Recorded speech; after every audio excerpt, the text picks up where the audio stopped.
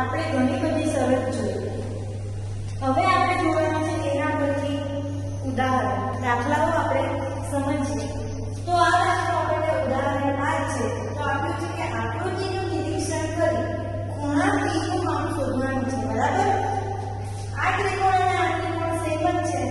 આ ત્રિકોણ આનો છે અને આ ત્રિકોણ એમ ઉલટાવેલો છે. બરાબર? આ ત્રિકોણને એમ ઉલટાવેલો છે. તો હવે આમાં આપ્યું છે AB નું માપ 3.1, AC નું માપ 3/3, BC નું માપ આપણને આપ્યું છે 6, PQ નું માપ આપણને આપ્યું છે 12. ખૂણા A નું માપ આપણને આપ્યું છે 80, ખૂણા B નું માપ આપણને આપ્યું છે 60. જો ખૂણા C નું માપ આપણને મળી જાય તો ખૂણો P એને કેવો છે? એકરૂપ છે. માટે ખૂણો C બરાબર શું થાય? ખૂણો P થાય. તો હવે આપણે જોઈએ તો કે ત્રિકોણ ABC અને ત્રિકોણ ABC અને ત્રિકોણ RQP માં આપણે બાજુઓના માપનો ગુણોત્તર લઈએ. તો બાજુઓના માપનો ગુણોત્તર. તો બાજુઓ કઈ છે? AB ને અનુરૂપ બાજુ છે. AB ને અનુરૂપ બાજુ છે RQ. બરાબર? AB ને અનુરૂપ બાજુ કઈ છે? AB/RQ. AB નું માપ આપણને આપી દીધું છે 3.1 અને RQ નું માપ આપણને આપ્યું છે 7.6. બરાબર? તો હવે આપણે એક પોઈન્ટ છે અને છેદમાં કેટલા આવે? 10. બરાબર? 38 ના છેદમાં 10, 76 ના છેદમાં 10. છેદમાં છે અંશમાં જાય, આ છેદ નીચે આવી જાય. માટે 38 ગુણ્યા 10, 10 ગુણ્યા 76, 10 10 કેન્સલ. 38 દુ 76 થાય. 38 દુ 76 ઉપર કઈ નથી એટલે 1. AB ના છેદમાં RQ નું માપ મળ્યું આપણને 1/2. હવે આપણે લઈએ BC ને અનુરૂપ બાજુ છે PQ. તો BC ને અનુરૂપ બાજુ લઈએ આપણે એનો ગુણોત્તર. તો BC ના છેદમાં PQ. BC નું માપ આપણને આપ્યું છે 6 સેન્ટીમીટર અને RPQ નું માપ આપણને આપ્યું છે 12 સેન્ટીમીટર. 6 દુ 12, 1/2. બરાબર? એનું માપ પણ આપણને કેવું મળ્યું? 1/2. હવે આપણે AC નું માપ લઈએ અને RP નું માપ લઈએ. AC ના છેદમાં RP બંનેનો ગુણોત્તર લઈએ. તો AC ના છેદમાં RP. AC નું માપ આપણને આપ્યું છે 3/3 અને RP નું માપ આપણને આપ્યું છે 6/3. √3 કેન્સલ. 3 ના છેદમાં 6, 3 દુ 6 એટલે એનું પણ માપ આપણને કેટલું મળી ગયું? 1/2. એનું માપ પણ આપણને 1/2 મળી ગયું. તો આપણે એવું કહી શકીએ કે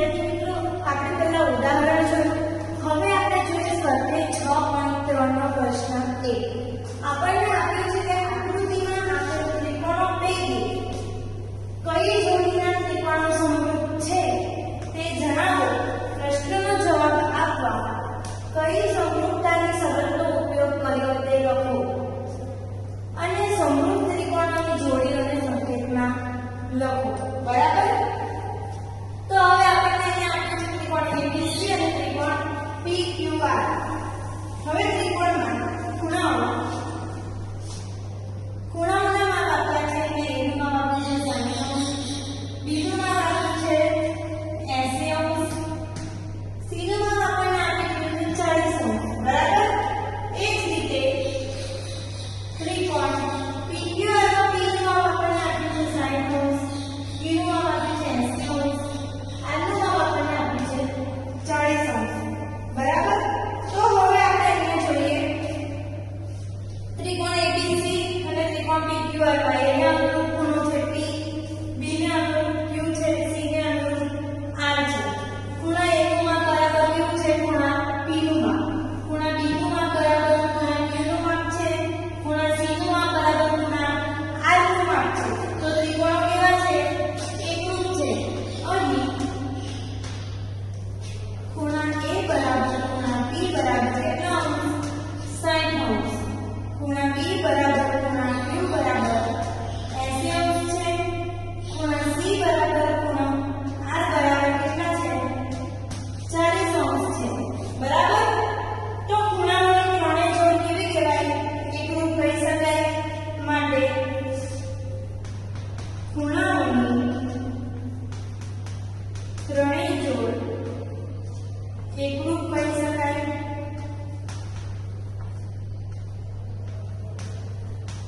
બરાબર? ખૂણાઓની ત્રણેય જોડ એકરૂપ છે. એક ત્રિકોણના અનુરૂપ ખૂણાઓ બીજા ત્રિકોણના અનુરૂપ ખૂણાઓ સાથે કેવા છે? એકરૂપ છે. તો અહીં ખૂબ સરસ મુજબ અનુરૂપ બાજુઓ કેવી બનશે? સમપ્રમાણમાં બનશે. તો અહીં ખૂણો ખૂણો ખૂણો ખૂણો ખૂણો ખૂણો ખૂબ સરસ મુજબ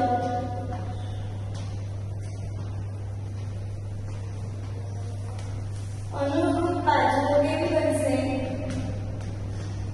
સમપ્રમાણમાં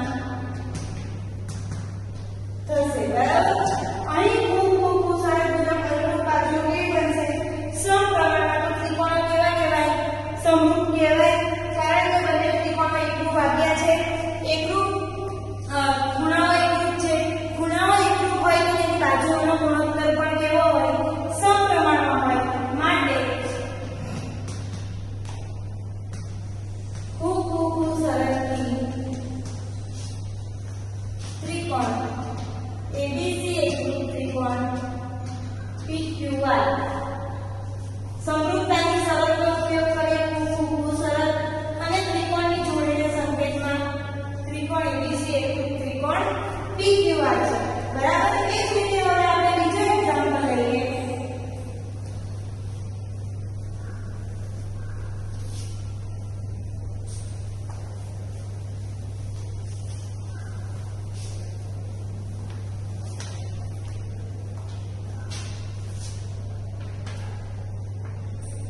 બીજા એક્ઝામ્પલમાં ત્રિકોણ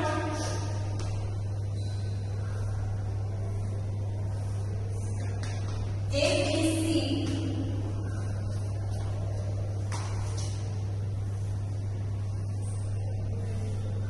ત્રિકોણ PQR આપ્યું છે. બાજુઓના માપ આપ્યું 2, 3, 2.5 છે. 6, 5, 4. બરાબર? આપણને આ ત્રિકોણમાં આપ્યું છે ત્રિકોણ ABC અને ત્રિકોણ PQR. તેની બાજુઓના માપ આપ્યા છે. તો કે AB નું માપ આપણને આપ્યું છે 2 સેન્ટીમીટર, AC નું માપ આપણને આપ્યું છે 3 સેન્ટીમીટર, BC નું માપ આપણને આપ્યું છે 2.5 સેન્ટીમીટર. ત્રિકોણ PQR ના PQ નું માપ આપણને આપ્યું છે 5, RQ નું માપ આપણને આપ્યું છે 4 અને PR નું માપ આપણને આપ્યું છે 6. તો આમાં એવું બની શકે કે આને અનુરૂપ બાજુ આ નહીં હોય તો પણ તેનો ગુણોત્તર આપણે જોવાનો. તો AB ના છેદમાં RQ આપણે લઈએ તો 2 ના છેદમાં 4 થાય એટલે બંધારણ મળે. હવે BC ના છેદમાં આપણે PQ લઈએ એનો ગુણોત્તર કેવો થાય? 2.5 ના છેદમાં 5 એટલે એનો ગુણોત્તર પણ બંધારણ મળે.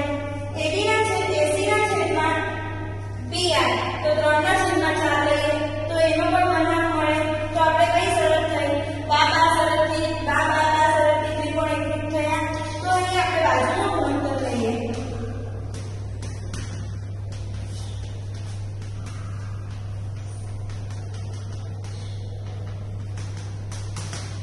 AB ના છેદમાં લઈએ QR. AB છેદને QR છેદ 4.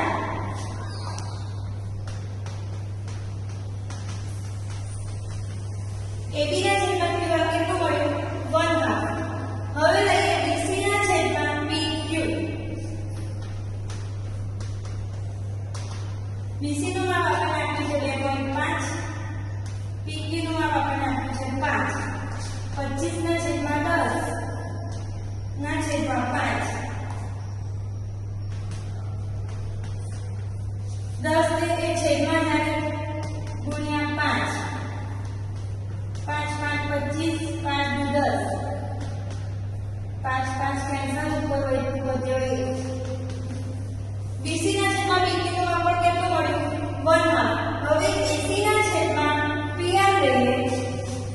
AC ના છેદમાં PR. AC નું માપ છે 3, PR નું માપ છે 6. AC ના છેદમાં PR નું માપ પણ કેટલું મળ્યું? 1/2 મળ્યું. તો બધી બાજુના માપનો ગુણોત્તર કેવો મળ્યો? સમપ્રમાણમાં મળ્યો. સમપ્રમાણમાં મળ્યો તો આપણે કહી શકીએ કે ત્રિકોણ કેવા છે? એકરૂપ છે. ત્રિકોણ એક બા શરતથી ત્રિકોણ એકરૂપ છે. બા શરતથી એકરૂપ ત્રિકોણની બાજુનો ગુણોત્તર સમપ્રમાણમાં તો તેના ખૂણાઓ પણ કેવા થાય? એકરૂપ થાય. આ બાજુ અને આ બાજુ તો બા શરતથી ત્રિકોણો કેવા થાય? એકરૂપ. તો બા શરતથી ત્રિકોણ ABC એકરૂપ ત્રિકોણ. હવે આમાં જે સામાન્ય બિંદુ કયું છે? આમાં છે B, ABC. આમાં છે Q, આમાં પણ Q છે. તો પહેલું આવે Q. પહેલું Q આવે, પછી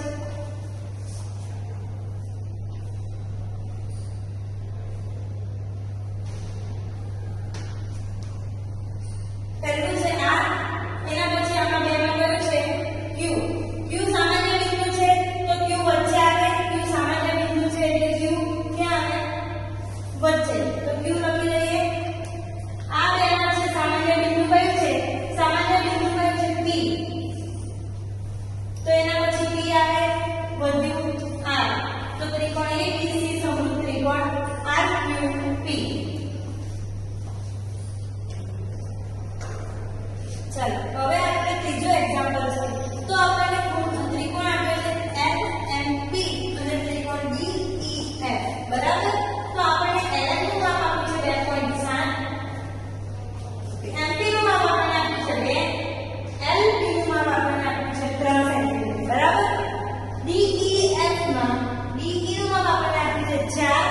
EF નું માપ આપણને આપ્યું છે 5 અને DF નું માપ આપણને આપ્યું છે 6. તો આપણને MP નું માપ આપણને આપ્યું છે 2 અને આપણને DE નું માપ આપણને આપ્યું છે 4. તો બંનેનો ગુણોત્તર કેવો થશે?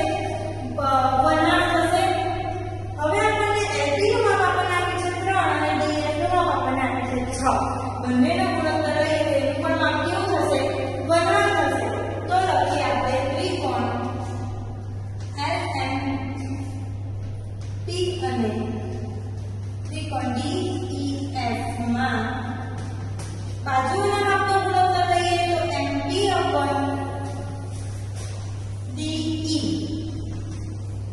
MP નું માપ આપણને આપ્યું છે 2, DE નું માપ આપણને આપ્યું છે 4. 2 એક આ 2 2 4 2 કેન્સલ 1/2. બરાબર? MP નું માપ આપણને આપ્યું છે. હવે આપણે LP/DF લઈએ. LP/DF. LP નું માપ આપણને આપ્યું છે 3. DF નું માપ કેટલું છે? 6. 3 એક આ 3 3 6 3 કેન્સલ 1/2 થશે. બરાબર? હવે આપણે લઈએ FM ના છેદમાં EF. બરાબર? LN નું માપ આપણને આપ્યું છે 2.7 સેન્ટીમીટર. EF નું માપ આપણને આપ્યું છે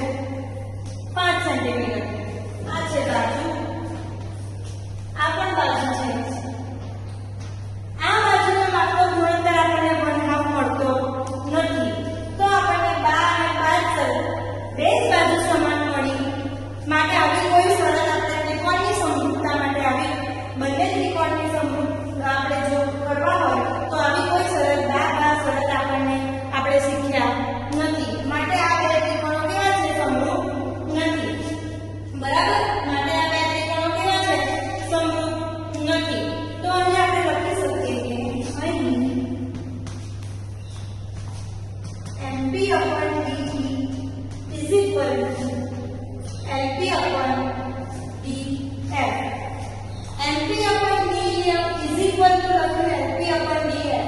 બંનેનો ગુણોત્તર કેવો મળેલો છે 1 ના, એટલે આપણે is equal to લખી શકીએ.